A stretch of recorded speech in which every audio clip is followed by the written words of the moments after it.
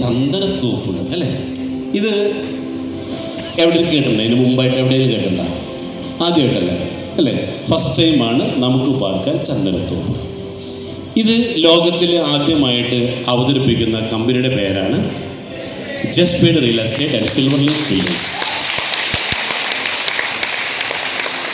ഈ ചന്ദനം എന്ന് പറയുന്നൊരു വൃക്ഷം ഒരുപാട് ഔഷധ ഗുണങ്ങളുള്ളൊരു സസ്യമാണ് ചന്ദനം. നമ്മൾ അമ്പലത്തിൻ്റെ മുമ്പിൽ ആൽമരം കണ്ടിട്ടുണ്ട് അല്ലേ? ഈ ആൽമരത്തിൻ്റെ പ്രത്യേകത എന്താ? ആൽമരത്തിൻ്റെ പ്രത്യേകത ഓക്സിജൻ ഒരുപാട് കൂടുതലുള്ള വൃക്ഷമാണ് ആൽമരം. ഒരു ആൽമരത്തിൽ നിന്ന് കിട്ടുന്നത് എന്തോ അതിൻ്റെ 10 ഇരട്ടി ഓക്സിജൻ കണ്ടന്റ് കൂടുതൽ വൃക്ഷമാണ് ചന്ദനം. പണ്ട് ടിപ്പു സുൽത്താൻ നമ്മുടെ രാജ്യം ഭരിച്ചിരുന്നപ്പോൾ രാജകൊട്ടാരത്തിൻ്റെ കോമ്പൗണ്ടിൽ മാത്രം അനുവദിച്ചിരുന്ന വൃക്ഷമായിരുന്നു ചന്ദനം. അന്നും ആരെങ്കിലുമൊക്കെ പറമ്പിൽ ചന്ദനം വളർന്നാൽ വളർത്താനുള്ള അധികാരം ഉണ്ടായിരുന്നില്ല. ഇതുണ്ടെങ്കിൽ തന്നെ മുറിച്ച് രാജാവിന് സമർപ്പിക്കണമായിരുന്നു. ഇന്നും അതേ നിയമം കണ്ടിന്യൂ ചെയ്യുന്നു. ഇന്നും ചന്ദനം വളർത്താം, പക്ഷേ മുറിച്ച് രാജാവിന് കൊടുത്തോളണം. ഇന്നത്തെ രാജാവ് ആരാ? പിണറായി വിജയന് കൊടുത്തോളണം.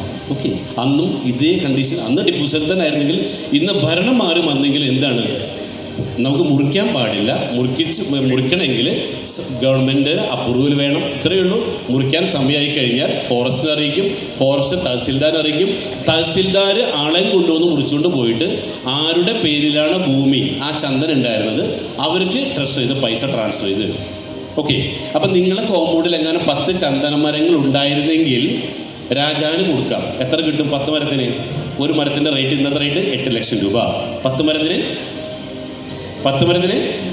80 ലക്ഷം രൂപ. 20 എണ്ണത്തിന് 1,60,00,000 രൂപ. അത് നമ്മൾ ചെയ്തില്ല. പക്ഷേ ഇന്ന് ചെയ്താലോ? ഇപ്പം ചെയ്യാൻ വേണ്ടി നമ്മൾ തീരുമാനം എടുക്കുകയാണ്.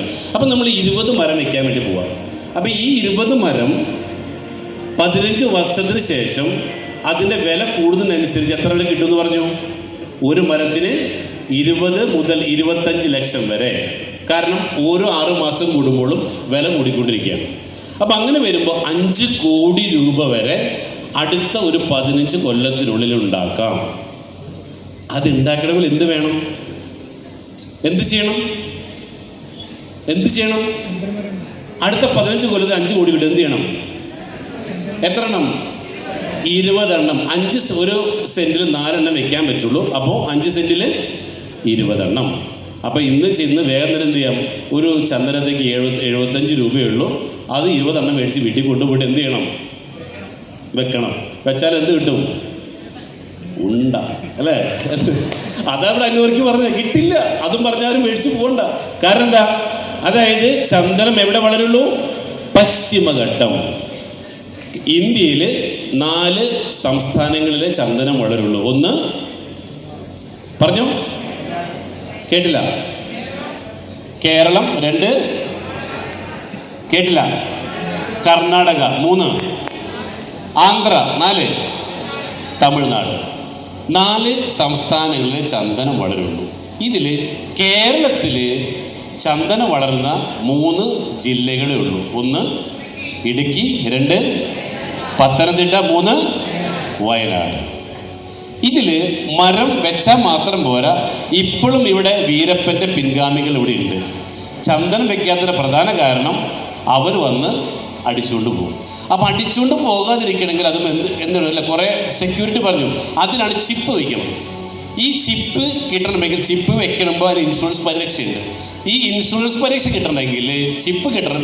ഈ ചിപ്പ് അവിടെ വെച്ച് തരണമെങ്കിൽ അത് ഇടുക്കിയിലും പത്തനംതിട്ടയിലും തരില്ല. കാരണം എന്താ? ഇടുക്കിയും പത്തനംതിട്ട റെഡ് സോണിൽ കിടക്കുന്ന 2 ജില്ലകളാണ്. അവിടെ ഇൻഷുറൻസ് കവറേജ് ഇല്ല. അപ്പോൾ ഇൻഷുറൻസ് കവറേജ് കിട്ടണമെങ്കിൽ എവിടെ വെക്കണം? വയനാട്. 20% ഏരിയ ഒഴികെ 80% ഏരിയ ഗ്രീൻ സോണാണ്. അതായത് 50 കൊല്ലം മുമ്പോ 50 വർഷത്തിന് ശേഷമോ പ്രകൃതിക്ഷോഭങ്ങളൊന്നും റിപ്പോർട്ട് ചെയ്യാത്ത മേഖല. അതുകൊണ്ട് എന്ത് ചെയ്തു? അവിടെ കൊണ്ടുപോയിട്ട് ഞങ്ങൾ കൃഷി സ്റ്റാർട്ട് ചെയ്തു.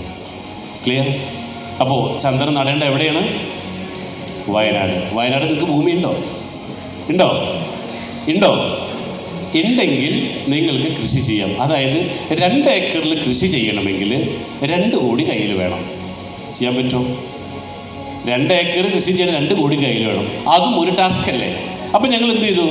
ഇതിനെല്ലാം ഒന്ന് ലഘൂകരിക്കാൻ വേണ്ടിയിട്ട് കമ്പനി 1400 ഏക്കർ സ്ഥലം വയനാട്ടിലെടുക്കുന്നു.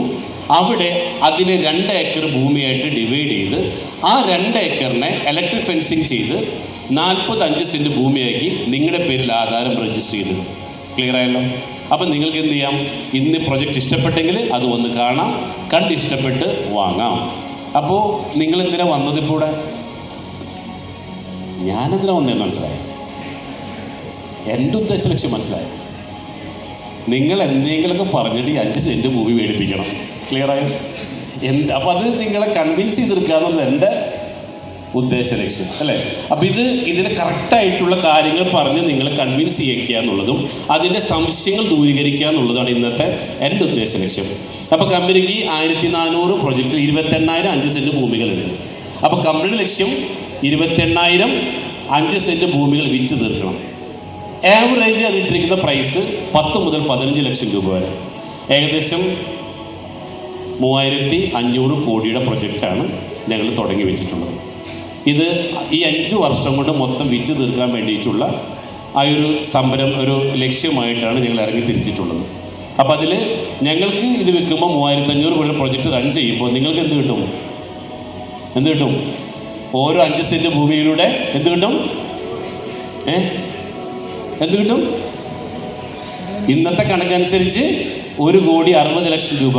എത്ര വരെ കിട്ടാം? എത്ര വരെ കിട്ടാം? 5 കോടി വരെ കിട്ടാം. ഓക്കെ, കമ്പനിക്കും അതിലൂടെ നല്ല റവന്യൂ ഉണ്ട്. ഇതിൽ വേറെ ചെറിയൊരു കണ്ടീഷൻ മാത്രമേ കമ്പനി വയ്ക്കുന്നുള്ളൂ, പിന്നീട് പറയാട്ടോ. ഓക്കെ, പറഞ്ഞു വന്നത്, ഇപ്പോൾ ഇവിടെ വന്നിരിക്കുന്ന നിങ്ങൾ ഈ 4 ബോക്സിൽ എവിടെയോ ഉള്ളവരാ നിങ്ങൾ. 4 box. 1 low class, BPL. Okay. 2 middle class, APL. 3 premium, 4 ultra premium. ആദ്യം നിങ്ങൾ മനസ്സിലാക്കേണ്ടത് ആരാണ് നിങ്ങൾ. നിങ്ങൾക്ക് എന്താണ് വേണ്ടത് എന്ന് ചിന്തിക്കുന്നതിന് മുമ്പ് ആരാണ് നിങ്ങളെന്ന് സ്വയം ബോധ്യപ്പെടുത്തണം. ഞാനായിരുന്നു മനസ്സിലായല്ലോ. എൻ്റെ ഉദ്ദേശം എന്താ? 5 കൊല്ലം കൊണ്ട് 3500 കോടി കച്ചവടം ഉണ്ടാക്കണം എൻ്റെ ലക്ഷ്യം. ഓക്കെ, ഈ 3500 കോടി കച്ചവടം ഉണ്ടാക്കൽ മാത്രമല്ല പണി. ഇതിലൂടെ നിങ്ങൾക്ക് ഓരോരുത്തർക്കും 5 കോടി വാങ്ങിച്ച് തരണം എന്നൊരു ലക്ഷ്യം കൂടിയിട്ടുണ്ട്. എന്തിനാണെന്നറിയാം? ഞാൻ എന്തിനായിരിക്കും 5 കോടി രൂപ നിങ്ങൾക്ക് വാങ്ങിച്ച് തന്നേ പറ്റൂ എന്ന ഉറച്ച തീരുമാനമായിട്ട് വന്നിരിക്കുക. അതെന്തിനായിരിക്കും മനസ്സിലായോ? നിങ്ങൾക്ക് 5 കോടി വെച്ച് എനിക്ക് എന്താ കാര്യം? സാറേ, ഒറ്റ കാര്യമുള്ളൂ, നമ്മൾ തമ്മിൽ എഗ്രിമെൻ്റ് ഉണ്ട്. ഇതിൽ നിന്ന് സാറിന് 5 കോടി മേടിച്ച് തരുമ്പോൾ പൈസ ആർക്കാ കിട്ടാം? ട്രഷറി ഇത് നിങ്ങളുടെ അക്കൗണ്ടിലേക്കേ കിട്ടുള്ളൂ. ഇത് കിട്ടുമ്പോൾ അതിൽ നിന്ന് 5% നമുക്ക് തന്നോളണം. ഇത് നോക്കി നടത്തിയത് ചെറിയൊരാവശ്യം, ഒരു ചെറിയൊരു എമൗണ്ട്. എത്രയുണ്ട്? 5 കോടി 5%, 25 ലക്ഷം രൂപ. കുഴപ്പമില്ലല്ലോ. അപ്പോൾ കമ്പനി സംബന്ധിച്ച് ഈ 5 കൊല്ലം കൊണ്ട് ഈ 28,000 പ്ലോട്ട് വിറ്റ് തീർക്കുന്നു. അപ്പോൾ 28,000 പേര് 25 ലക്ഷം രൂപ.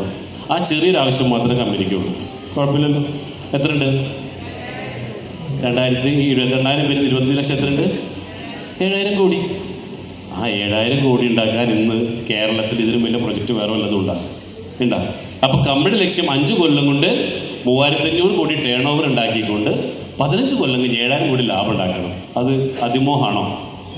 ആണോ? ക്ലിയറായി പറഞ്ഞത്? അതിമോഹമാണെങ്കിൽ നിങ്ങൾ കൈയടിക്കരുത്.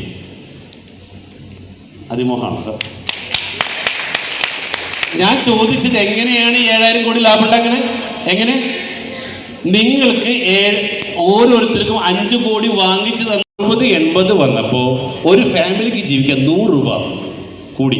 ഓക്കെ, ഇത് 1960-80 വന്നപ്പോൾ അത് 1000 രൂപയിലേക്ക് എത്തി. ഇത് 2000-ലേക്ക് എത്തിയപ്പോൾ ഒരു മാസം ജീവിക്കാൻ 10,000 രൂപ. 2040-കളിൽ ഒരു കുടുംബത്തിന് ജീവിക്കാനായിട്ട് 1 ലക്ഷം രൂപ വേണമെന്നാണ് സാമ്പത്തിക വിദഗ്ധരുടെ കണക്കുകൂട്ടൽ. റെഡി? ശരിയല്ലേ? ഈ കണക്ക് റെഡിയാണെങ്കിൽ ഈ കണക്ക് റെഡിയാവില്ലേ? അല്ലേ? ഇവിടം വരെ ശരിയാണ്. ഇന്ന് 2025, 15 കൊല്ലം കൂടെ ബാക്കി കിടക്കുക. അതായത് 1 ലക്ഷം രൂപ ഒരു മാസം വേണം. എന്തുകൊണ്ടാണ് മിഡിൽ ക്ലാസ് തുടച്ചു നീക്കപ്പെടുന്നു പറയാൻ കാരണം, ഇവിടെ ചെലവ് കൂടുന്നു, വരവ് കൂടുന്നുണ്ടോ? ഇല്ല. അത് ക്ലിയർ. എന്താണ് ഇപ്പൊ ചെയ്യണത് അതിൽ വ്യത്യസ്തമായിട്ട് എന്തെങ്കിലും ചെയ്തെങ്കിലേ ഹൈ ക്ലാസ്സിലേക്ക് എത്താൻ പറ്റുള്ളൂ. അപ്പോൾ ഒരു ആവശ്യം മനസ്സിലായി. എന്തിനാ വന്നേ? 10 കൊല്ലം കഴിയുമ്പോൾ എനിക്കും ഒരു ഹൈ ക്ലാസ് ആവണം. ഹൈ ക്ലാസ് ആവണമെങ്കിൽ എന്താണോ ഇപ്പം ചെയ്യുന്നത് അതിനേക്കാൾ ഉപരി വ്യത്യസ്തമായിട്ട് എന്തെങ്കിലും ചെയ്യണം. അപ്പം ഇന്ന് പറയാൻ വേണ്ടി പോകുന്നത് വ്യത്യസ്തമായിട്ടുള്ളൊരു ആശയമാണ്. ഓക്കെ, ആ ആശയം നിങ്ങൾക്ക് മനസ്സിലാക്കുക. സംശയങ്ങളുള്ളത് ക്ലിയർ ആയിട്ട് ചോദിക്കാം. അത് ഏത് പോലീസുകാരൻ അല്ല റാബി സാറേ, ഏത് പോലീസുകാരും ചോദിക്കാൻ കുഴപ്പമില്ല, അതാ പറഞ്ഞത്. ഓക്കെ, ഇന്ന് നമ്മുടെ ഒരുപാട് പോലീസ് ഓഫീസേഴ്സും അതേപോലെ തന്നെ സെലിബ്രിറ്റീസൊക്കെ എത്തിച്ചേർന്നിട്ട് അവരെ പരിചയപ്പെടുത്താം. Okay, yes. അപ്പോൾ നമുക്കൊരു കാര്യം മനസ്സിലായി, നമുക്ക് ഒരു ഹൈ ക്ലാസ് ആയേ പറ്റൂ. അതിൽ ഇങ്ങനെ പറയണത്, നമ്മൾ ചെയ്തുകൊണ്ടിരിക്കുന്ന കാര്യങ്ങൾ തന്നെ ചെയ്തുകൊണ്ടിരുന്നാൽ ഇപ്പം കിട്ടുന്നതേ കിട്ടുള്ളൂ. ഇവിടെ ചെയ്തുകൊണ്ടിരിക്കുന്ന കാര്യങ്ങൾ തന്നെ ചെയ്തുകൊണ്ടിരുന്നാൽ ഇപ്പോൾ എന്താണ് കിട്ടുന്നത് അത് തന്നെ കിട്ടും. റൈറ്റ്? അത് തന്നെ 10 കൊല്ലം ചെയ്താലോ നമ്മുടെ ജീവിതത്തിൽ എന്തെങ്കിലും മാറ്റങ്ങൾ ഉണ്ടാവും? നോ. ചെയ്യാത്ത കാര്യങ്ങൾ ചെയ്താൽ കിട്ടാത്ത കാര്യങ്ങൾ കിട്ടും. ക്ലിയർ ആയോ? ചെയ്യാത്തത് ചെയ്താൽ കിട്ടാത്തത് കിട്ടും. അപ്പം എന്ത് വേണം? നമ്മുടെ കയ്യിൽ ഇപ്പം എന്തില്ല? ഒരു 5 കോടി രൂപയില്ല, അല്ലെങ്കിൽ ഒരു 3 കോടി രൂപയില്ല. വേണ്ടേ നമുക്ക്? അതിനെന്ത് ചെയ്യണം? ചെയ്യാത്തത് അല്ലേ? ചെയ്യാത്തത് ചെയ്യാം. അപ്പോൾ നമുക്ക് പ്രൊജക്റ്റിലേക്ക് കിടക്കും. അപ്പോൾ പറയാൻ പോകുന്നത് ഹൗ ടു ബിക്കം വെൽത്തി, എങ്ങനെ സമ്പന്നനാവാം, എങ്ങനെ അപ്പോൾ ഇന്നത്തെ ക്ലാസ് എന്താണ് ശരിക്കും? ഇന്നത്തെ ക്ലാസ്സിൻ്റെ പ്രത്യേകത എന്താ? നിങ്ങളെ കൃഷി പഠിപ്പിച്ച് കൃഷി ചെയ്യിപ്പിക്കാനാണ് ഇത് വിളിച്ചു വരുന്നത്? നോ. എന്തിനാ? ഈ ക്ലാസ് നിങ്ങൾ മുമ്പ് കേട്ടിട്ടുണ്ടാവില്ല. കാശ് ഉണ്ടാക്കാൻ എങ്ങനെ പഠിക്കാം, സമ്പന്ന. അത് കേട്ടില്ല? സ്കൂളിൽ പഠിച്ചിട്ടില്ല? പഠിപ്പിച്ചിട്ടുണ്ട് സ്കൂളിൽ? നോ. ഒരു കാര്യം പറഞ്ഞു കേട്ടോ, ഈ സ്കൂളിലെ ടീച്ചർമാരിന്ന് ഒരുപാട് പേരുണ്ട്. ശരിക്കും പറഞ്ഞാൽ നിങ്ങളൊക്കെ സമ്പന്നനാക്കാതിരുന്ന ആരാന്നറിയോ? ഈ അവസ്ഥയ്ക്ക് കാരണക്കാരി ആരാന്നറിയോ? നിങ്ങളെ പഠിപ്പിച്ച ടീച്ചറാണ്. കാരണം അതിൻ്റെ പിന്നിൽ വലിയ ഒരു തിരക്കഥയുണ്ട്. അതായത് ഇവിടെ പറഞ്ഞു, പണ്ട് കാർഷിക യുഗമായിരുന്നു. കാർഷിക യുഗം അല്ലേ? അഗ്രികൾച്ചർ ഏജ് ആയിരുന്നു. അപ്പം അന്ന് ആർക്കും പൈസയുടെ ആവശ്യം ഉണ്ടായിരുന്നില്ല. കാരണം എന്താ? അന്ന് പൈസ ഇല്ല. എൻ്റെ വീട്ടിൽ മത്തങ്ങയുണ്ട് അല്ലേ? സാറിൻ്റെ വീട്ടിൽ കുമ്പളങ്ങ നിങ്ങൾ എന്ത് ചെയ്യും? മത്തങ്ങ കൊടുത്ത് കുമ്പളങ്ങ മേടിക്കാം അല്ലേ? അരി കൊടുത്ത് നെല്ല് വാങ്ങാം. ബാക്കി സമ്പ്രദായമായിരുന്നു. അതിനുശേഷമാണ് ഇവിടെ ഇൻഡസ്ട്രിയൽ ഏജ് വന്നു, വ്യാവസായിക യുഗം. ബ്രിട്ടീഷുകാരിവിടെ എന്ത് വന്നു? വ്യാവസായിക യുഗം വന്നു. ആ സമയത്താണ്. ആ സമയത്ത് ഫാക്ടറികൾ തുറന്നപ്പോൾ അവിടേക്ക് ജോലിക്കാരെ വേണമായിരുന്നു. അങ്ങനെ ജോലിക്കാരാണെങ്കിലോ കൃഷി ചെയ്യുന്നവർക്ക് അത് മാത്രമേ അറിയുള്ളൂ. അപ്പോൾ ഇവരെ ജോലിയും ഇവരെ വിദ്യാഭ്യാസം പഠിപ്പിക്കാനായിട്ട് ബ്രിട്ടീഷുകാരെ തിരക്കഥയായിരുന്നു സ്കൂളുകൾ തുറക്കുക എന്നുള്ളത്. ആരെ സൃഷ്ടിക്കാനും സ്കൂളുകൾ? ആരെ സൃഷ്ടിക്കാൻ വേണ്ടിയായിരുന്നു? തൊഴിലാളികളെ സൃഷ്ടിക്കാൻ. അങ്ങനെ തൊഴിലാളികളെ സൃഷ്ടിക്കാൻ വേണ്ടി ഇവിടെ ഗവൺമെൻറ് കൊണ്ടുവന്ന സംവിധാനമാണ് സ്കൂൾ. അങ്ങനെ ബ്രിട്ടീഷുകാർ സ്കൂൾ തുടങ്ങി. കുറെ ടീച്ചർമാർക്ക് ശമ്പളം കൊടുത്തു, ഒരു കരിക്കുലം ഉണ്ടാക്കി. ഇത് മാത്രമേ പഠിപ്പിക്കാൻ പാടുള്ളൂ. ഏത്? എങ്ങനെ ഒരു തൊഴിലാളിയാകാം. സ്കൂളിൽ നിന്ന് എന്താ പഠിപ്പിക്കണേ? നിങ്ങൾക്ക് എല്ലാവർക്കും പഠിച്ചൊരു ജോലി സമ്പാദിക്കാം. ഏതെങ്കിലും ടീച്ചർ പറഞ്ഞിട്ടുണ്ട് പഠിച്ചൊരു ബിസിനസ്സുകാരാവാന്ന്? നോ. കാരണം എന്താ? ഇവിടെ സമൂഹത്തിന് വേണ്ടത് തൊഴിലാളികളെയാണ്, മുതലാളിമാരെയല്ല. അതാര് തീരുമാനിക്കും? ഇന്ന് ഇവിടെ ആര് ജയിക്കണം അടുത്ത ഇലക്ഷന്? ആര് തീരുമാനിക്കും? യൂസഫ് അലിക്ക്, രവി പിള്ളയെ പോലുള്ള മുതലാളിമാർ തീരുമാനിക്കും. ഇന്ത്യ ആര് ഭരിക്കണം? അദാനി അംബാനി തീരുമാനിക്കും. റൈറ്റ്? അപ്പം അവർക്ക് ഇവിടെ വേണ്ടത് ആരെ? തൊഴിലാളികൾ. ഇന്നും നമ്മുടെ മക്കളെ സ്കൂളിൽ കൂടെ എന്തിനാ? മക്കളെ പഠിച്ചൊരു ജോലി സമ്പാദിക്കുക. ആഹാ, എന്തൊരു സുഖം അല്ലേ? അങ്ങനെ ജോലി വെച്ചിട്ട് എന്ത് നേടി? എൻ്റെ ചോദ്യം ഇതാ. പഠിച്ച് ജോലിക്ക് പോയിട്ടിപ്പോൾ യൂസഫ് അലിക്കയുടെ ലുലുവില്, അതേപോലെ റിലയൻസിൽ 57,000 പേരെ യൂസഫ് അലിക്കയുടെ കമ്പനി പ്രവർത്തിക്കണം. ചോദ്യം, ഇവര് 30-35 കൊല്ലം ലുലുവിലോ റിലയൻസിലോ പ്രവർത്തിച്ചിട്ട് ആരെ രക്ഷപ്പെടാം? യൂസഫ് അലിക്കയുടെ ലുലുവിൽ 57,000 സ്റ്റാഫുണ്ട്. ഒരാൾ രക്ഷപ്പെടും ജീവിതത്തിൽ? യൂസഫ് അലിക്ക് രക്ഷപ്പെടും? ഒന്ന് പറഞ്ഞേ. അത് അവിടെ ആരാ? തൊഴിലാളികൾ ഒരിക്കലും രക്ഷപ്പെടില്ല. അപ്പൊ എന്ത് ചെയ്തു? ടീച്ചർമാരെ കൊണ്ട് വീണ്ടും പഠിപ്പിക്കും. അപ്പോൾ ഒരു ക്ലാസ്സിൽ 100 വിദ്യാർത്ഥികൾ ഉണ്ടെങ്കിൽ 20 പേര് നല്ലോണം പഠിക്കും. 80 ആളോ നമ്മളെ പോലെ മടിയന്മാർ അല്ലേ? ആ 80 പേരെന്ത് ചെയ്യും? ലോ ആയിട്ടുള്ള ജോലിക്ക് വെക്കുന്നു. 6 ലക്ഷം ഏക്കറാണ് കേരളത്തിൻ്റെ മൊത്തം വിസ്തീർണം. ഓക്കെ, സംശയട്ടാ. ഇനി വിൽക്കാനായിട്ട് 96 ലക്ഷത്തിൽ വെറും 10-12 ലക്ഷം ഏക്കർ മാത്രമേ ബാക്കിയുള്ളൂ. ഇവിടെ 10 വർഷം കഴിയുമ്പോൾ ഇവിടെ ഈ 12 ലക്ഷം ഏക്കർ എന്നുള്ളത് ചുരുങ്ങി വരും. കാരണം എന്താ? ഇവിടെ ആളുകൾ ഭൂമി വാങ്ങിക്കൊണ്ടേയിരിക്കുന്നു. അതിൻ്റെ പ്രധാന കാരണം population increasing day by day. ഓരോ ദിവസം ചെല്ലുന്തോറും ജനസംഖ്യ കൂടുന്നുണ്ട്, ഭൂമി കൂടുന്നുണ്ടോ? ഇല്ല. നമ്മൾ ഇന്ത്യ എന്ന നമ്മുടെ മഹത്തായ രാജ്യം ചൈനയെ തോൽപ്പിച്ചുകൊണ്ട് 1-ാം സ്ഥാനത്ത് എത്തി. എന്തിനാ? ആ കാര്യത്തിൽ ഇന്ത്യക്കാരനെ വെല്ലാൻ ആരുമില്ല അല്ലേ? 1-ാം സ്ഥാനത്ത് എത്തി നമ്മൾ അല്ലേ? ഇന്ത്യക്കാരനടാ അല്ലെന്ന് പറയാനായിട്ട് അല്ലേ നമ്മൾ 1-ാം സ്ഥാനം. നല്ലത് കൈയ്യെടുത്തു. നിങ്ങളൊക്കെ ഉത്തരവാദിയാണ്. എല്ലാവരും ഉത്തരവാദികളാണ്. കല്യാണം കഴിച്ചവരൊക്കെ കൈയ്യടിച്ചു. Yes, okay. അപ്പൊ പറഞ്ഞത് പോപ്പുലേഷൻ ഓരോ ദിവസം ചെല്ലുന്തോറും കൂടിക്കൊണ്ടിരിക്കുന്നു, ഭൂമി കൂടുന്നില്ല. പറഞ്ഞു വന്നത് 10 കൊല്ലം കഴിഞ്ഞാൽ ഇവിടെ 1 സെന്റ് ഭൂമി എന്നുള്ളത് സ്വപ്നങ്ങളിൽ മാത്രം. കാരണം അത് സ്ക്വയർ ഫീറ്റിലേക്ക് മാറുമെന്നാണ് പറയണം. ഇന്ന് ബാംഗ്ലൂരും അതോടൊപ്പം തന്നെ ഉത്തർപ്രദേശ്, ബോംബെ ഇവിടെയൊക്കെ 1 സെന്റ് ഭൂമി കിട്ടാനില്ല. അവിടെയൊക്കെ എന്തായി? സ്ക്വയർ ഫീറ്റ് അല്ലേ? മെട്രോ സിറ്റിയിലൊക്കെ സ്ക്വയർ ഫീറ്റായി. ബോംബെയിൽ കഴിഞ്ഞ ദിവസം പോയപ്പോൾ ഒരു സ്ക്വയർ ഫീറ്റ് ഭൂമിക്ക് 3 ലക്ഷം രൂപ. 435 സ്ക്വയർ ഫീറ്റാണ് 1 സെന്റ്. അതായത് 1 സെന്റിന് 36 കോടി രൂപ. അപ്പം ഇപ്പോൾ ഒരു 5 സെന്റ് ഭൂമി വാങ്ങിയിട്ടാൽ 10 കൊല്ലം കഴിഞ്ഞാൽ സ്ക്വയർ ഫീറ്റിൽ വിറ്റ് കോടികൾ ഉണ്ടാക്കിക്കൂടെ അല്ലേ? അതോടൊക്കെ പൈസ ഇല്ല. അപ്പം നമ്മൾ എന്ത് ചെയ്തു?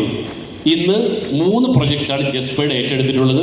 1 ലാൻഡ്, 2 ബിൽഡിംഗ്, 3 സ്റ്റാൻഡിങ് ടിമ്പേഴ്സ്. അപ്പോൾ നമുക്ക് നോക്കാം എങ്ങനെയാണ് നെക്സ്റ്റ്.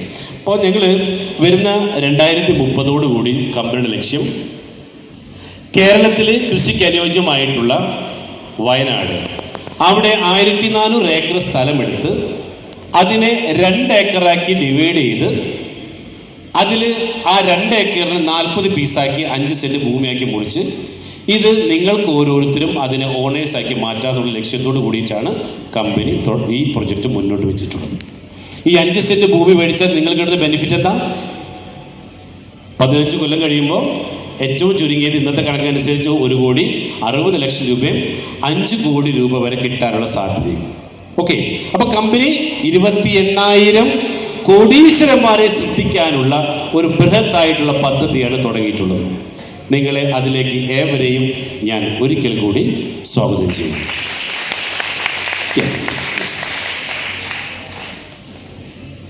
ഈ 5 സെന്റ് ഭൂമിയിൽ 1 സെന്റിൽ 4 ചന്ദന തൈകൾ നടാൻ പറ്റുള്ളൂ. അതിന് 10 അടി ഗ്യാപ്പ് വേണം. അപ്പം ഞങ്ങൾ പുതിയൊരു പ്രൊജക്റ്റ്, നമുക്ക് പാർക്കാൻ ചന്ദനത്തോപ്പുകൾ, പെട്ടെന്ന് പൈസ ഇൻകം ജനറേറ്റ് ചെയ്യാൻ പറ്റുന്ന ഒരു ബെനിഫിറ്റ്, ഒരു പ്രൊജക്റ്റാണ്. അതിൽ ഈ ഒരു കോട്ടേജിൻ്റെ പ്രത്യേകത ഏകദേശം 500 സ്ക്വയർ ഫീറ്റ് ഉള്ളൊരു കോട്ടേജാണിത്. ഇത് 1 സെന്റിൽ ഞങ്ങൾ പണിയുന്നു. കുറച്ച് പുറത്തേക്ക് ചാടും, അത് ഡീറ്റെയിൽ പറഞ്ഞുതരാം. ഇതിൻ്റെ പ്രത്യേകത, ഇത് ഒരു മഡ് ഫീൽ കിട്ടുന്ന ഒരു കേവ് ഹൗസാണ്. ഒരു ബെഡ്റൂം, ജസ്റ്റ് ഒരു വീഡിയോ ഒന്ന് ലിസൺ പ്ലീസ്, ഒരു വീഡിയോ ഒന്ന് പ്ലേ ചെയ്തു. അതായത് ഇതിലൊരു ബെഡ്റൂം, ഒരു പ്രൈവറ്റ് സ്വിമ്മിംഗ് പൂൾ, പിന്നെ 1 ഏക്കറിൽ എല്ലാവിധ അമ്യൂണിറ്റീസ്. അതായത് എന്താ ഗുണം? ഒരു ദിവസം പോയിട്ട് താമസിച്ചാൽ ഈ പ്രൊജക്റ്റ് വരുന്നത് വയനാട്ടിൽ പുൽപ്പള്ളി എന്ന് പറയുന്ന സ്ഥലത്താണ്. 5 ഏക്കറിലാണ് ഈ പ്രൊജക്റ്റ് വരുന്നത്. ഇതിൽ 1460 ചന്ദന മരങ്ങളുടെ ഇടയിൽ 90 കോട്ടേജസാണ്. നേരത്തെ എന്താ പറഞ്ഞ്? ഒരു ആൽമരത്തിന് അതിനേക്കാളും 10 ഇരട്ടി ഔഷധ ഗുണമുള്ളതാണ് ഒരു ചന്ദന മരം. ഇവിടെ എത്ര ഉണ്ട്? 1460 മരങ്ങളുടെ ഇടയിൽ ഒരു ദിവസം ഈ കോട്ടേജിൽ താമസിച്ചാൽ സുരേന്ദ്രേട്ടാ 100 വയസ്സുവരെ ജീവിച്ചൂടെ അല്ലേ? അതായത് ക്യാൻസർ പോലുള്ള, അതല്ലെങ്കിൽ ത്വക്ക് രോഗങ്ങൾ, അങ്ങനെ ഒരുപാട് അസുഖങ്ങളിൽ നിന്നും സംരക്ഷണം കിട്ടുന്ന ഔഷധ ഗുണമുള്ള, ഇതിൻ്റെ ഒരുപാട് സയൻറ്റിഫിക് ആയിട്ടുള്ള കാര്യങ്ങളൊക്കെ ഉണ്ട്. അപ്പം അത്രയ്ക്കും ഗുണമുള്ള ഒരു വൃക്ഷമാണ് ചന്ദനം. ഇതിൻ്റെ ഇടയിൽ താമസിക്കാം. ഇത് ലോകത്തിൽ ഇന്ന് ആരും ചെയ്യാത്ത കാരണം ഇതിലേക്ക് താമസിക്കാൻ ആളുകൾ വരുമോ? Yes or no? അല്ലേ? ഇത് ആരും ചെയ്യാത്ത പ്രൊജക്റ്റ് ആയതിൻ്റെ പേരിലും മറ്റെവിടെയും ഇല്ലാത്തതിൻ്റെ പേരിലും വിദേശീയരെയാണ് ഏറ്റവും കൂടുതൽ ഞങ്ങൾ അട്രാക്റ്റ് ചെയ്യുന്നത്. അപ്പം ഇത് ഒരു ദിവസം വാടകയ്ക്ക് കൊടുക്കുന്നത് 20,000 രൂപയ്ക്കാണ്. നിങ്ങൾക്ക് വേണമെങ്കിൽ ഇടയ്ക്ക് അവിടെ വന്ന് താമസിക്കാം.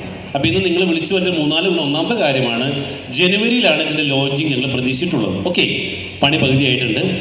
നിങ്ങൾക്ക് എന്ത് ചെയ്യാം, ജനുവരിക്ക് ഇപ്പോഴേ തന്നെ ഒരു റൂം ബുക്ക് ചെയ്യാൻ താമസിക്കാനായിട്ട്. ഓപ്ഷൻ 1, വാടക 20,000 രൂപ. താമസിച്ചൊക്കെ എടുത്ത ഗുണങ്ങൾ വാവ് അല്ലേ, ഒരു വാവ് ഫീൽ കിട്ടും. നമ്മൾ മറ്റൊരാളായിട്ട് തിരിച്ചു വരാൻ പറ്റും. ഓക്കെ, ടൂറ് പോകുമ്പോൾ നമ്മൾ ഓൾറെഡി ഓക്കെയാണ്, അതിനേക്കാൾ ഉപരി അവിടെ താമസിച്ചാൽ കിട്ടുന്ന ഗുണം. ഓക്കെ, അപ്പോൾ ഒരു 20,000 രൂപയാണെങ്കിൽ ഇതിൻ്റെ ഓണർ 60 ലക്ഷം രൂപയ്ക്കാണ് ഞങ്ങൾ വിൽക്കുന്നത്. രണ്ടാമത്തെ ഓപ്ഷൻ, നിങ്ങൾക്ക് ഈ കോട്ടേജിൻ്റെ മുതലാളിയാകാം. അപ്പോൾ ഒന്നെന്ത് ചെയ്യാം, പൈസ ഒന്ന് ഇൻവെസ്റ്റ് ചെയ്തിട്ട് ഇടയ്ക്ക് വന്ന് താമസിച്ച് 20,000 രൂപ തന്ന് പോവാം. 2, മുതലാളിയാവാം. ഓണറായി കിട്ടുന്ന ഗുണം 60 ലക്ഷം രൂപ നിങ്ങൾ കൊടുത്ത് വാങ്ങിയാൽ നിങ്ങൾക്ക് 5 സെൻറ്റ് ഭൂമിയും അതിൽ ഈ പറയുന്ന 500 സ്ക്വയർ ഫീറ്റിൻ്റെ കോട്ടേജും അതിൻ്റെ കൂടെ ബോണസായിട്ട് എന്ത് കിട്ടും, ബാക്കിയുള്ള സ്ഥലത്ത് 16 ചന്ദനത്തെയും വെച്ച്. ഓക്കെ, അപ്പോൾ 20,000 രൂപ വെച്ച് വാടക കിട്ടിക്കഴിഞ്ഞാൽ 30 ദിവസം ഈ ഓണർക്ക് തിരിച്ചെന്ത് കിട്ടും? 30 × 20,000 എത്രയായി? 6 ലക്ഷം രൂപ. ഓക്കെ, 10 മാസം എത്രയായി? 10 മാസം × 6 ലക്ഷം 60 ലക്ഷം രൂപ അല്ലേ. ആ 10 മാസം കൊണ്ട് തന്നെ എന്ത് ചെയ്യും, നമ്മൾ മുടക്കിയ പൈസ നമുക്ക് തിരിച്ചു കിട്ടും. റൈറ്റ്? ഓക്കെ, പക്ഷെ എന്ത് വേണം കയ്യിൽ? 60 ലക്ഷം വേണം. അപ്പം ജസ്റ്റ് ഞാൻ ഗ്രാഫിലേക്ക് ഒന്ന് പോകണം. ഒന്ന് നെക്സ്റ്റ് എടുത്ത്. യെസ്, ഈ ഒരു കണക്കുകൾ പറയുന്നത് 60 ലക്ഷം രൂപ കൊടുത്ത് നമ്മളിത് വാങ്ങിയാൽ ഒരു 30 ദിവസം ഇത് വാടകയ്ക്ക് പോയാൽ കിട്ടുന്നൊരു എമൗണ്ടാണ് 6 ലക്ഷം രൂപ. ഇനി 25 ദിവസം പോയുള്ളൂ 5 ലക്ഷം രൂപ. ഇത് 20 ദിവസം പോയുള്ളൂ 4 ലക്ഷം രൂപ. 15 ദിവസം പോയാൽ 3 ലക്ഷം. 10 ദിവസം പോയാൽ 2 ലക്ഷം. 5 ദിവസം പോയാലോ 1 ലക്ഷം രൂപ. അപ്പോൾ 5 ദിവസം വാടകയ്ക്ക് പോയാൽ പോലും 1 ലക്ഷം രൂപ വാടക ഇനത്തിൽ നമുക്ക് കിട്ടണം. ഞങ്ങളെ സംബന്ധിച്ച് പറയുകയാണെങ്കിൽ 25 കൊല്ലം ഹോസ്പിറ്റാലിറ്റി മാനേജ്മെൻറ്റാണ് ഞങ്ങൾ ചെയ്തിരുന്നത്. അതുകൊണ്ട് ഇത് വിറ്റഴിക്കാൻ ഞങ്ങൾ റെഡിയാണ്. കാരണം ഞങ്ങളുടെ പണി 25 കൊല്ലമായിട്ട് അതായിരുന്നു. ഓക്കെ, അപ്പം അതുകൊണ്ട് തന്നെ ഈ മേഖലയിൽ ഞങ്ങളോട് എക്സ്പെർട്ടൈസാണ്. പക്ഷേ 60 ലക്ഷം മുടക്കാൻ നിങ്ങൾ കയ്യിലുണ്ടാവും, ഉണ്ടെങ്കിലല്ലേ അത് കിട്ടൂ. അപ്പോൾ കമ്പനി എന്ത് ചെയ്തു, ഇവിടെ സാധാരണക്കാർ കൂടിയിട്ട് ആ ഒരു പാർട്ട്ണറാക്കാൻ വേണ്ടിയിട്ട് നിങ്ങൾക്ക് വേണമെങ്കിൽ 60 പേർക്ക് ഷെയർ ആയിട്ട് ഇത് വാങ്ങാം. മുടക്കേണ്ട തുക 1 ലക്ഷം രൂപ. ഓക്കെ, സാബിച്ചേട്ടൻ്റെ കയ്യിൽ 5 ലക്ഷം രൂപയുണ്ട്. അപ്പോൾ സാബിച്ചേട്ടാ 5 ഷെയർ ഇത് വാങ്ങും, നിങ്ങൾ തന്നെ ഉണ്ടാകും. സുരേന്ദ്രേട്ടാ 1 ലക്ഷം ഉള്ളു കഴിഞ്ഞു, ആയിക്കോട്ടെ. ഓക്കെ, അങ്ങനെ ഇൻവെസ്റ്റ് ചെയ്യുമ്പോൾ ഗുണം 60 പേരെ പേരിലും ആധാരം രജിസ്റ്റർ ചെയ്ത് തരുന്നു. മുടക്കിയ പൈസക്കുള്ള സാധനം കൈ കിട്ടി. ഓക്കെ, 1 ലക്ഷം മുടക്കിയാൽ എന്ത് കിട്ടും? ആധാരം കൈ കിട്ടി, സാധനം കയ്യിലുണ്ട് അല്ലേ, സാധനം കയ്യിലുണ്ട്. ഓക്കെ, അപ്പോൾ സാധനം കൈ കിട്ടി. ഓക്കെ, പിന്നെ വാടകയ്ക്ക് പോയാൽ 30 ദിവസം വാടകയ്ക്ക് പോയാൽ സുരേന്ദ്രേട്ടാ 1 ലക്ഷം മുടക്കിയുണ്ടെങ്കിൽ പോലും മാസത്തിൽ കിട്ടും 10,000 രൂപ. എങ്ങനെ 10,000 കിട്ടി? 6 ലക്ഷം ഡിവൈഡഡ് ബൈ 60 എത്ര കിട്ടി? 10,000. 10 മാസം കൊണ്ട് എത്ര? 1 ലക്ഷം. സുരേന്ദ്രേട്ടൻ എത്ര മുടക്കി? 1 ലക്ഷം. മുടക്കിയ പൈസ തിരിച്ചു കിട്ടി. റൈറ്റ്? ക്ലിയർ? സുരേന്ദ്രേട്ടാ 2 ലക്ഷം. ഇനി നോക്കാം, ഏറ്റവും 5 ദിവസം പോയാൽ പോലും എന്ത് കിട്ടും? 1,666 രൂപ, ഏറ്റവും ചുരുങ്ങിയത്. ഇങ്ങനെ നിങ്ങൾക്ക് ഈ ചാർട്ട് അനുസരിച്ച് ഏതിൽ വേണമെങ്കിലും നമ്മൾക്ക് ഇൻവെസ്റ്റ് ചെയ്യാം. ഓക്കെ, പക്ഷേ ഇത് കഴിഞ്ഞ് ബാക്കി എന്ത് കിട്ടും?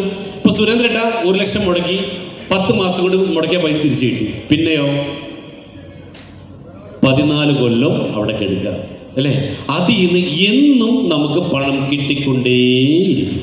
റൈറ്റ്? 15 കൊല്ലം കഴിഞ്ഞാലോ? കഥ പറയാം. 15 കൊല്ലം കഴിഞ്ഞാലോ പറയാം, എന്ത് കിട്ടും ബാക്കി? അവിടെ എന്തുണ്ട്? പണം കായ്ക്കുന്ന 16 ചന്ദന മരങ്ങളുണ്ട് അല്ലേ. പണം കായ്ക്കുന്ന മരങ്ങൾ കേട്ടിട്ടില്ലേ? ഇതാണ് സാധനം. നിങ്ങൾ കേട്ടിട്ടില്ല പണം കായ്ക്കുന്ന മരങ്ങൾ ഏതാ?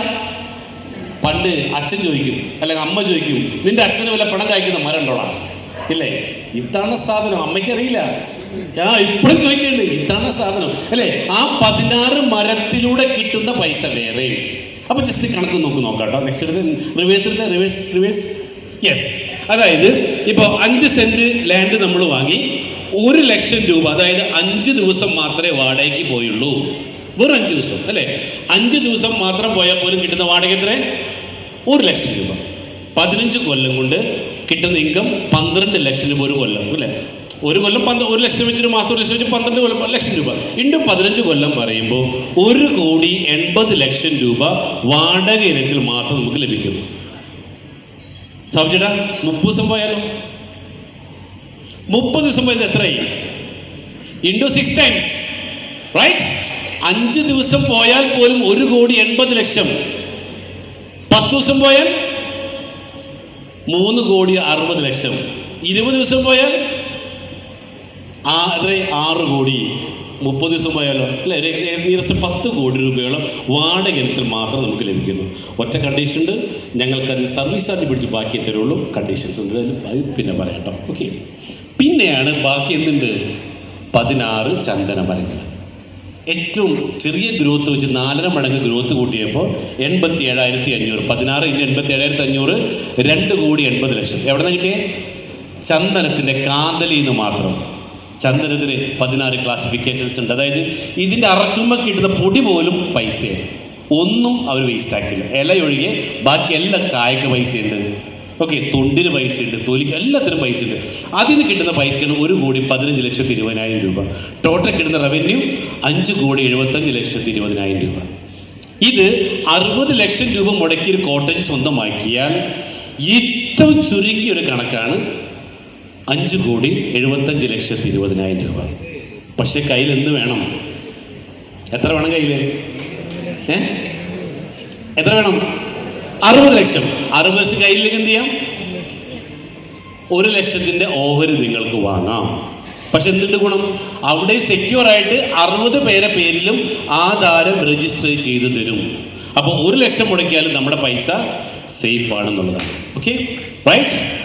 ചോദ്യം, ഇത്രയ്ക്കും നല്ല പൈസയെ പണിക്ക് വിട്ട് പണം ഉണ്ടാക്കാൻ പറ്റിയിട്ടുള്ള വിദ്യ നിങ്ങൾ കേട്ടിട്ടുണ്ടോ?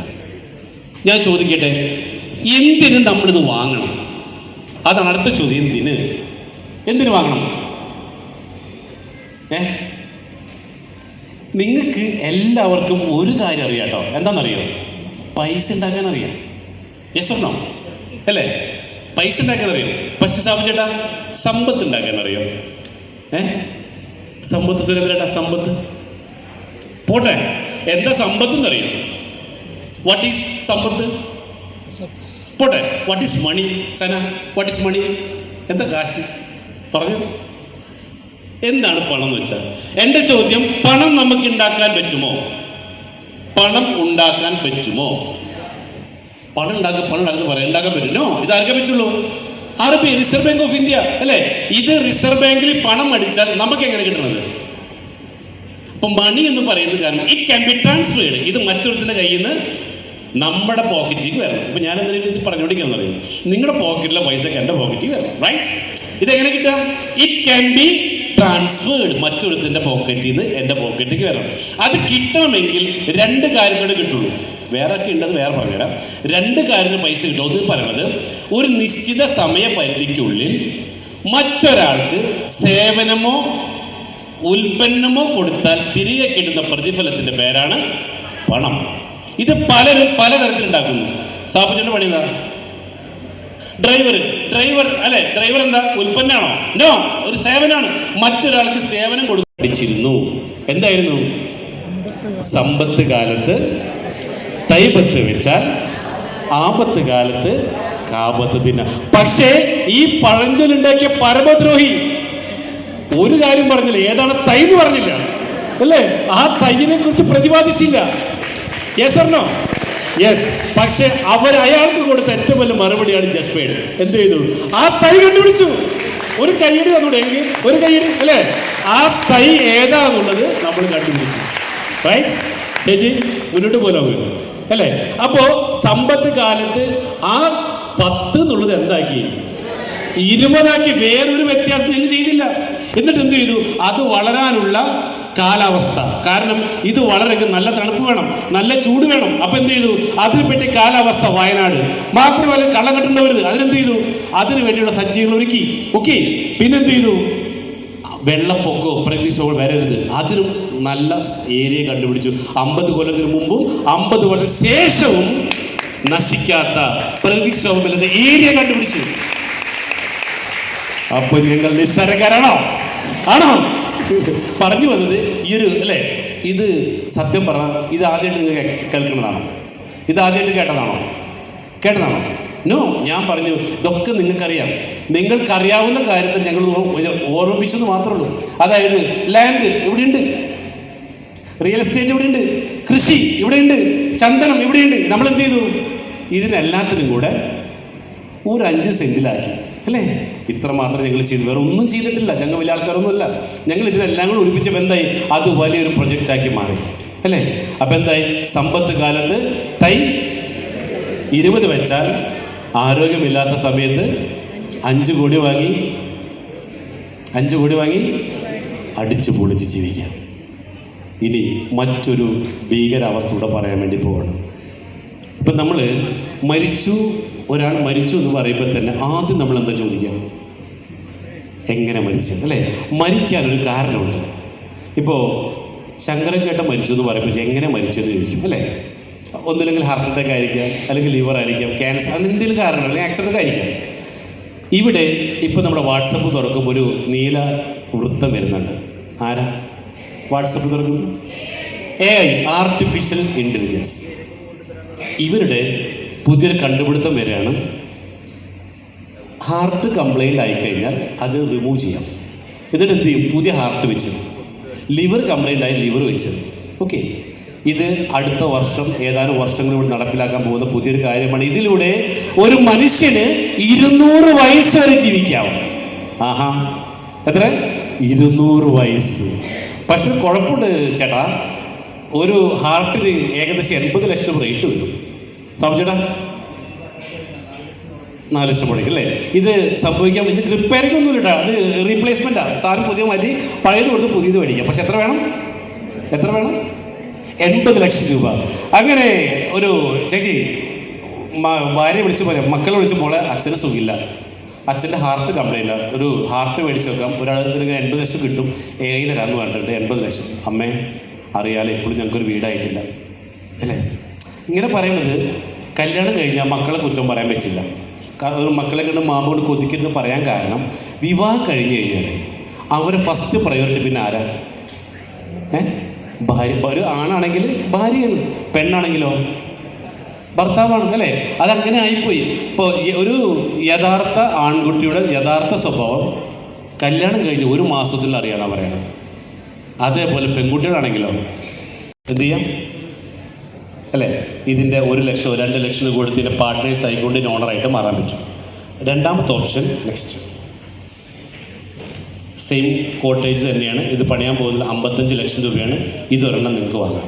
മൂന്നാമത്തെ ഓപ്ഷൻ 50 ലക്ഷം രൂപ കൊടുത്തിട്ട് ഒരു വില്ല മോഡൽ കോട്ടേജാണ്. ഇത് നിങ്ങൾക്ക് വാങ്ങാം. നാലാമത്തെ ഓപ്ഷൻ 15 ലക്ഷം രൂപയുടെ 5 സെൻറ്റ് ഭൂമിയും ഇതിൽ 10 മുതൽ 18 സെൻറ്റിമീറ്റർ ചുറ്റമുള്ള മരങ്ങളുണ്ട്. ഇതടക്കം നിങ്ങൾക്ക് വാങ്ങാം. ഓക്കെ, 15 ലക്ഷം രൂപ. എന്താ ഗുണം?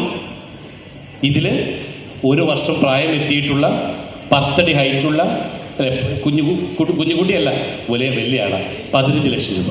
ഇനി അതും ഇല്ലെങ്കിലോ അടുത്ത ഓപ്ഷൻ 12 ലക്ഷം രൂപ കൊടുത്ത് 3 മാസം പ്രായമുള്ള ചന്ദന തൈകളും അതിൽ 5 സെൻറ്റ് ഭൂമി നിങ്ങൾക്ക് സ്വന്തമാക്കാം. 12 ലക്ഷം രൂപ. ഇനി ഈ 12 ലക്ഷം രൂപ നിങ്ങളുടെ കയ്യിലില്ലെങ്കിൽ ഇത് ബാക്കെടുത്ത് ഇത് 15,000 രൂപ പലിശയില്ലാതെ മാസത്തവണകളായിട്ടും അടച്ച് സ്വന്തമാക്കാം. ക്ലിയർ? 12 ലക്ഷം സുരേന്ദ്ര ചേട്ടാ, 12 ലക്ഷം ഡിക്കേഷ് വേണ്ട, ഇല്ലെങ്കിൽ എന്ത് ചെയ്യാം? 15,000 രൂപ മാസം അടച്ചിട്ടായാലും നമുക്കിത് വാങ്ങാം. ഇനി ഇതും ഈ 15,000 കയ്യിലില്ലെങ്കിലോ നെക്സ്റ്റ് നിങ്ങൾക്ക് ഒരു റിയൽ എസ്റ്റേറ്റ് ബ്രോക്കർ ആവാം, ഒരു റിയൽ എസ്റ്റേറ്റ് പ്രൊഫഷണൽ ആവാം. അങ്ങനെയും പൈസ ഉണ്ടാക്കാം.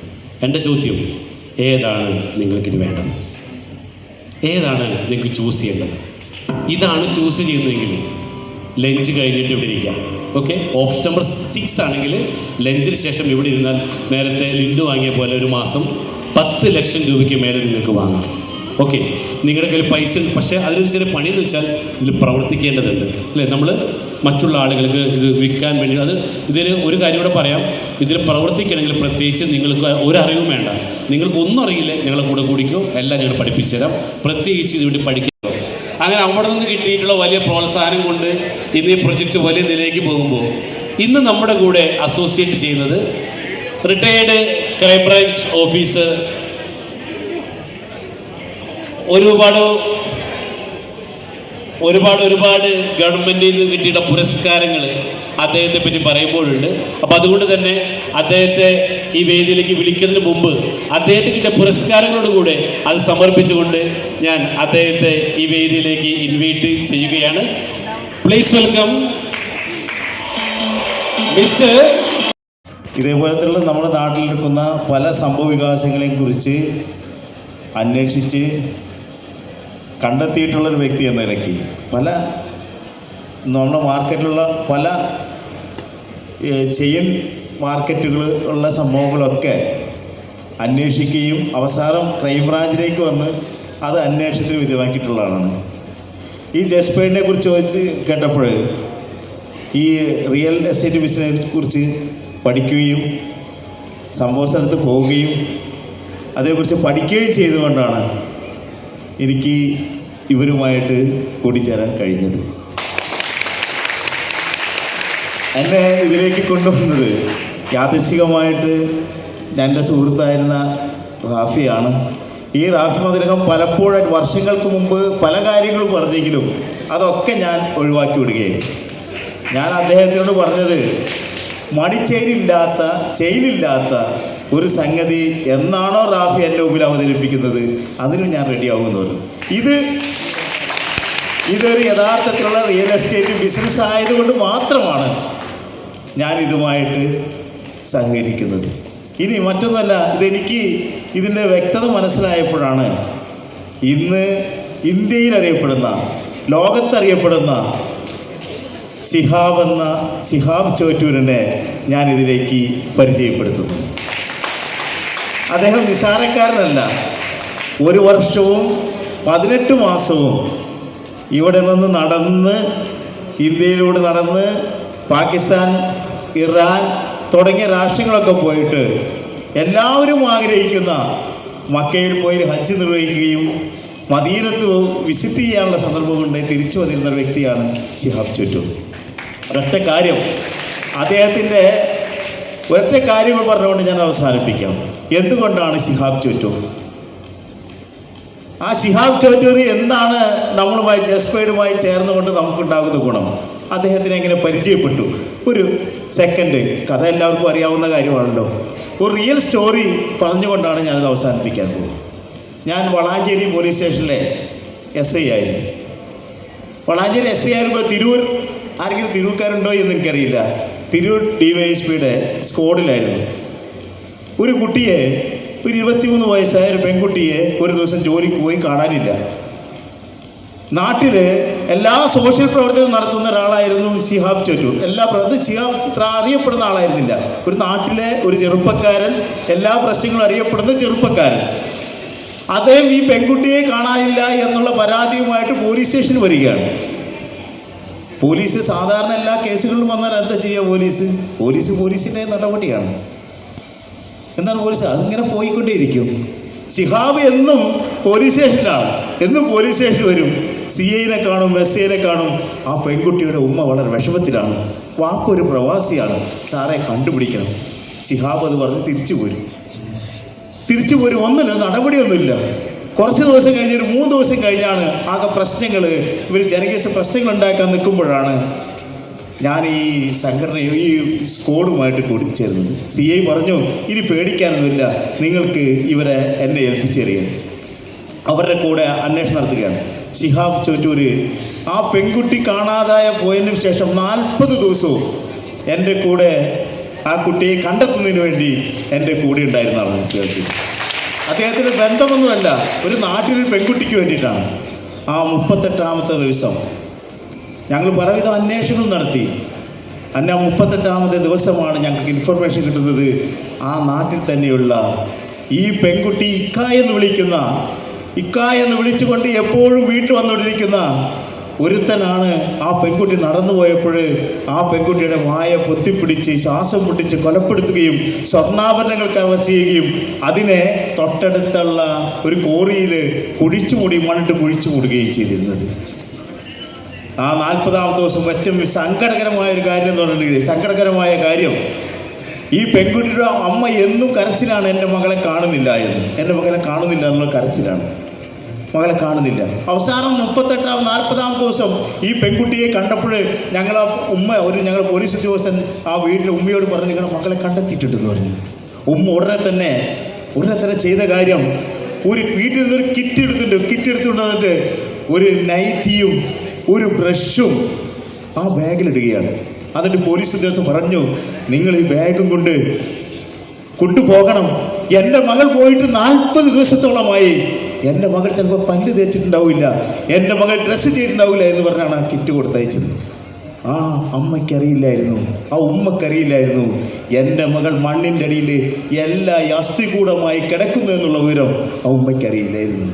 അവസാനം വളരെ സങ്കടത്തോടി വിഷമത്തോടു കൂടിയാണ് ഞങ്ങൾക്ക് ഒരു വെള്ളത്തുണിയിൽ പൊതിഞ്ഞ കുറച്ച് അസ്ഥികൂടങ്ങൾ ആ ഉമ്മയുടെ മുമ്പിൽ കൊണ്ടുവയ്ക്കാൻ കഴിഞ്ഞുള്ളൂ. ആ ഉമ്മ പറഞ്ഞുള്ള കരച്ചിലാണ്, എൻ്റെ ഉമ്മയെ, എൻ്റെ മകളെ ഒരു ജീവനോട് ഒരു അന്ത്യചുംബനം നൽകാൻ പോലും കഴിഞ്ഞില്ലല്ലോ എന്നുള്ള വിഷമമാണ് ഉണ്ടായിരുന്നത്.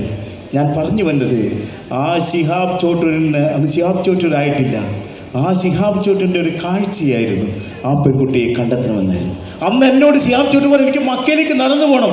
ഞാൻ എന്ത് പറഞ്ഞു, ഈ പയ്യൻ എന്താ പറയണേ, ഈ പയ്യൻ ചോരും. പക്ഷേ അവസാനം ഞാൻ കണ്ടു, പത്രത്തിലൂടെയൊക്കെ വായിച്ചു, ശിഹാബ് ചോട്ടൂർ നടന്നുപോയിരുന്നു. ഞാൻ ഈ സംഭവത്തെക്കുറിച്ച് പറഞ്ഞപ്പോൾ, ഈ റിയൽ എസ്റ്റേറ്റ് ബിസിനസ് പറഞ്ഞപ്പോൾ അദ്ദേഹം പറഞ്ഞു, നിങ്ങളൊന്നും ഒരു കാര്യം ചെയ്യേണ്ട, ഞാനിതിൻ്റെ കൂടെയാണ്, ഞാനെടുക്കാൻ തയ്യാറാണ്, ഞാൻ ഈ സമിതി എടുക്കാൻ തയ്യാറാണ്, ഞാൻ നമ്മുടെ കൂടെ വർക്ക് ചെയ്യാൻ തയ്യാറാണ്. ശിഹാബ് ചോട്ടൂർ പറഞ്ഞപ്പോൾ ഇനി ഒന്നും പേടിക്കേണ്ട കാര്യമില്ല, ഒന്നും ഇത്രയധികം ബുദ്ധിമുട്ടെടുക്കേണ്ട കാര്യമില്ല. ഈ സംഗതിയൊക്കെ എത്രയും പെട്ടെന്ന് ചേർന്ന്, എത്രയും പെട്ടെന്ന് ഇത് വികസിച്ച് ഇനി അടുത്ത പ്രൊജക്റ്റിലേക്ക് നമ്മൾക്ക് ചെയർമാനും മെമ്പറിക്ക് പോകേണ്ടി വരും എന്ന് മാത്രം പറഞ്ഞുകൊണ്ട് എൻ്റെ വാക്കുകൾ അവസാനിപ്പിക്കുന്നു. നമസ്കാരം. വെളിച്ചത്ത് കൊണ്ടുവരുന്ന ക്രൈം നന്ദകുമാർ സാറും ഇതിവിടെ എത്തിച്ചേർന്നിട്ടുണ്ട്. അപ്പോൾ അദ്ദേഹത്തെയും സ്വാഗതം ചെയ്തതിന് മുമ്പായിട്ട്, കഴിഞ്ഞ ദിവസമാണ്, കാരണം ഒരുപാട് വാർത്തകൾ വെളിച്ചത്ത് കൊണ്ടുവരുന്ന, മുഖ്യമന്ത്രിയെ പോലും ചീത്ത വിളിക്കാൻ ഒരു മടിയുമില്ലാത്ത, പബ്ലിക്കായിട്ട് ധൈര്യം കാണിക്കുന്ന ക്രൈം നന്ദകുമാർ സാർ. ഓക്കെ, അദ്ദേഹത്തെ പരിചയപ്പെടാം. അതിനു മുമ്പായിട്ട് വളരെ യാദൃശ്ചികമായിട്ടാണ് ശിഹാബ് ചോറ്റൂരിനെ പരിചയപ്പെട്ടു. അപ്പോൾ അദ്ദേഹത്തോട് ചോദിച്ചു, എന്തിനാണ് നിങ്ങൾ 1 വർഷവും 18 മാസം കൊണ്ട് ഈ ഒരു ഹജ്ജ് ചെയ്യാൻ വേണ്ടി നടന്നുപോയി എന്നുള്ളതാണ്. അതായത് ആദ്യം ഇന്ത്യ, അതിനുശേഷം Pakistan, Iran, Iraq, Kuwait, Saudi Arabia, അങ്ങനെ അവിടെ എത്തിച്ചേർന്നപ്പോൾ അദ്ദേഹം അനുഭവിച്ച യാതനകൾ, വേദനകൾ അല്ലെ, നടന്നു പോയാൽ അറിയാലോ നിങ്ങൾക്ക് അല്ലേ.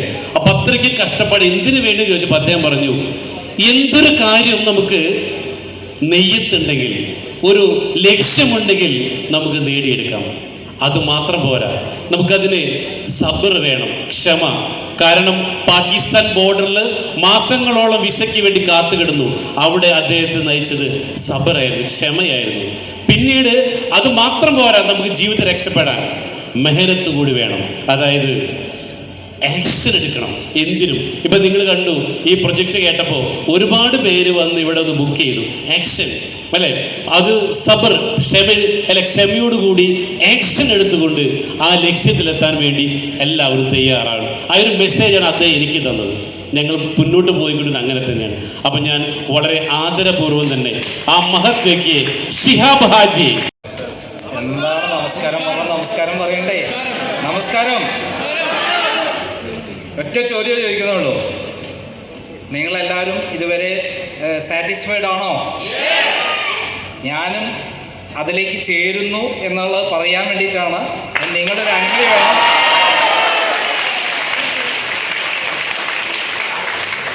അതായത് ഞാനൊരു കാര്യം മിക്കവാറും പറയുന്നത് തട്ടിപ്പിനെ കുറിച്ചാണ്. നല്ലത് പറയാൻ കുറച്ച് കഴിയാറില്ല. കാരണം എന്താ വെച്ചാൽ തട്ടിപ്പുകാരെ കുറിച്ച് പറയാണ്ട് ക്രൈം എന്ന് പറയുന്ന, അല്ലേ, ക്രൈം എന്ന് പറഞ്ഞാൽ അതാണ്, എവിടെയും കുറ്റകൃത്യങ്ങളുണ്ടോ അത് പറയാനാണ്. പക്ഷെ ഒരാളെ പിടിക്കാൻ വേണ്ടി പോയപ്പം അദ്ദേഹത്തിൻ്റെ കൂടെ ചേരേണ്ടി വന്നു. കാരണം അദ്ദേഹം സത്യസന്ധമാണ് പ്രവർത്തിക്കുന്നത് എന്നുള്ളതുകൊണ്ടാണ്. അപ്പം എൻ്റെ കൂടെ ഇപ്പം ധാരാളം ആളുകൾ നിർബന്ധിക്കുകയാണ് ഞങ്ങൾ ചേരണം, ഞാനൊരു വാക്ക് കൊടുക്കണം എന്നുള്ളത്. എനിക്ക് അവർക്ക് വാക്ക് കൊടുക്കാമല്ലോ, ഉറപ്പാണല്ലോ. അത് മതി. അതോടൊപ്പം ഞാൻ അവരെ അടുത്ത മീറ്റിങ്ങിൽ പങ്കെടുപ്പിച്ചുകൊണ്ട് ഒരു കൂട്ടം ആളുകൾ വരും, അവർ ചേരും, അവർ കോട്ടേജുകളതൊക്കെ വാങ്ങാൻ വരും. അതിലുപരിയായിട്ട് ഞാൻ ഏറ്റവും ഇഷ്ടപ്പെട്ട ഒരു കാര്യം, നിങ്ങൾക്ക് വിശന്ന് പൊരിയുന്നുണ്ടെന്ന് എനിക്കറിയാം, ഒരൊറ്റ വാക്ക്. അതായത് ഈ നിഷാദ് അബൂബക്കർ എന്ന് പറയുന്ന വ്യക്തിയെ ഞാൻ പരിചയപ്പെട്ടപ്പം, ഈ പദ്ധതിയെ പരിചയപ്പെട്ടപ്പം അതിന് സമാനമായിട്ടുള്ള കഷ്ടപ്പാടും ത്യാഗങ്ങളും ലക്ഷ്യബോധവും വിവരിച്ചിട്ടുള്ള ഒരു ഹൃദ്യമായ വിരുന്നാണ് ശിഹാബ് ചോറ്റൂർ നമുക്ക് നൽകിയിരിക്കുന്നത്. നമ്മൾ ഭക്ഷണം കഴിച്ചില്ലെങ്കിൽ പോലും നമ്മളെ മനസ്സ് വല്ലാതെ സംതൃപ്തിപ്പെട്ടു. കാരണം അദ്ദേഹം എന്താണോ പറഞ്ഞിരിക്കുന്നത്, ലക്ഷ്യബോധമുണ്ടെങ്കിൽ, സത്യസന്ധമാണെങ്കിൽ, കഠിനാധ്വാനം ചെയ്യുമെങ്കിൽ, തുടർച്ചയായി പ്രവർത്തിക്കുമെങ്കിൽ നമ്മൾ വിജയിക്കുമെന്നാണ്. അത് തന്നെയാണ് ഈ നിഷാദ് ഇവിടെ പോയി അദ്ദേഹത്തിന് 100 അഭിനന്ദനങ്ങൾ നേരെയാണ്. വഴിക്കിലിടിച്ച് പോകരുത്, കാരണം ഇവരെയൊക്കെ പ്രതീക്ഷകളാണ്, വലിയൊരു ലക്ഷ്യമാണ്. 1 അല്ല 2 അല്ല 28,000 പേരാണ്.